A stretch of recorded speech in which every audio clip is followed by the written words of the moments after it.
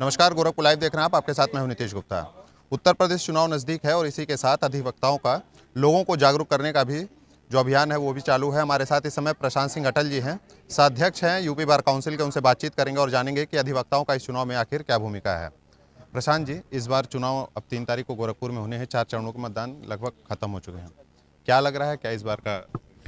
देखिए, इस बार पूरी उत्तर प्रदेश की कम से कम अधिवक्ता समाजों में जो हम गए हैं पूरे प्रदेश में, पूरा अधिवक्ता समाज राष्ट्रवाद के साथ खड़ा है।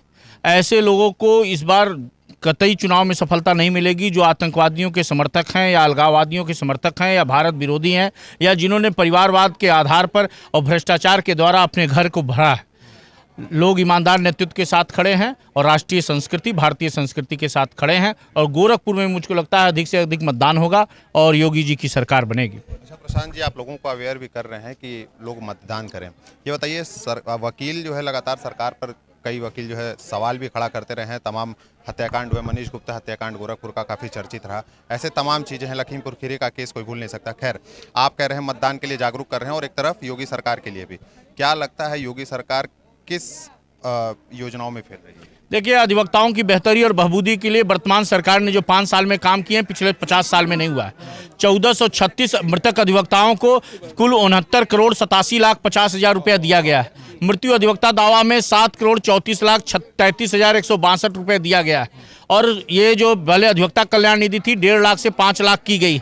तो लगातार अधिवक्ताओं के और पूरे उत्तर प्रदेश की कचहरियों और तहसीलों को टीन मुक्त, मड़ई मुक्त, छपरा मुक्त और खपड़ा मुक्त वर्तमान सरकार कर रही है। और गोरखपुर में भी 15 करोड़ रुपया, 9 करोड़ रुपए लखनऊ में, 600 करोड़ रुपए प्रयागराज में, चैम्बरों के निर्माण के लिए झांसी में 5 करोड़ रुपए, 4 करोड़ 90 लाख शाहजहांपुर में, प्रदेश के तमाम जनपदों में काम हुआ है। तो अधिवक्ताओं के क्षेत्र में अभूतपूर्व कार्य हुए हैं और इसलिए अधिवक्ता समाज वर्तमान सरकार के साथ खड़ा है। आपको लगता है कि पिछली जो भी सरकारी थे, वो जो वकील थे, उन्हें उपेक्षित रखा गया सुविधाओं से? नहीं, किसी को उपेक्षित नहीं किया गया। उपेक्षित किसी को नहीं, सबको साथ लेकर चला गया। और वर्तमान सरकार ने, पिछली सरकार में, अब पिछली सरकार में वकीलों की उपेक्षा न होती तो हम मड़ई में बैठते, न शौचालय की व्यवस्था है, न पुस्तकालय की व्यवस्था है। 22 में से 9 मुख्यमंत्री वकील रहे हैं, लेकिन वकीलों के क्षेत्र में जो काम होना चाहिए था वो नहीं हुआ। वर्तमान सरकार सजग है और काम कर रही है। मुझको आगे विश्वास है कि और अच्छा काम करेगी अधिवक्ताओं की बेहतरी के लिए। सरकार से जुड़ा एक सवाल ये है कि वकील जो है तमाम चीज़ों को देखते हैं, सरकार की योजनाओं को बेहतर तरीके से समझा पाते हैं। अपराध घटा है या बढ़ा है? और अगर घटा है तो केसेस आने कम हो गए हैं या फिर अभी और बढ़ ही रहे हैं? नहीं, केसेस कम हुए हैं, अपराध घटे हैं, अपराधियों के हौसले पस्त हुए हैं। जिनके आने पर कचहरियां शांत हो जाती थी, लोग किनारे हट जाते थे, ऐसे क्रिमिनल्स, चाहे मुख्तार अंसारी हों, चाहे अतीक अहमद हों, चाहे जो भी क्रिमिनल्स हैं, वो सब जेल में हैं। अपराधी खुलेआम अपराध नहीं कर पा रहे हैं और इस पर नियंत्रण और आगे नियंत्रण होगा अगर एक मजबूत सरकार आएगी। 1866 करोड़ रुपए जो माफियाओं ने अपनी संपत्ति बनाई थी उसको बुलडोजर से गिरा दिया गया है। 150 से ज़्यादा माफियाओं के इनकाउंटर हुए हैं।